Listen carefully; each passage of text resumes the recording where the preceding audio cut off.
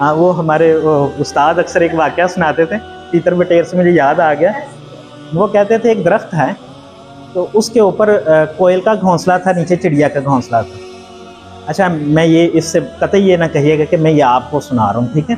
मैं ओवरऑल जो हमारी समाजी और तालीमी हालत है, मैं ये उसका नोहा जो है वो हंसने हंसाने के अंदाज में आप लोगों के सामने रखने लगा।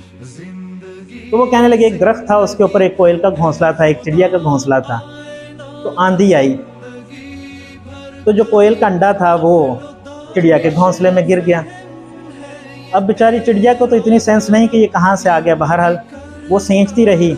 और जब उस अंडे से जो हैं वो बच्चे बरामद हुए, तो उसने देखा कि दो तीन तो मेरे जैसे हैं, ये एक कैसे ऐसा है। बहरहाल वो परवरिश करना शुरू हो गई, उसने परवरिश करना शुरू कर दी।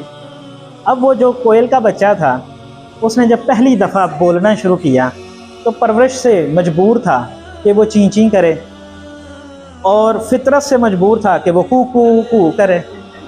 लेकिन जब वो पहली दफ़ा बोला तो उसने कहा चीकू चीकू, ठीक है जी।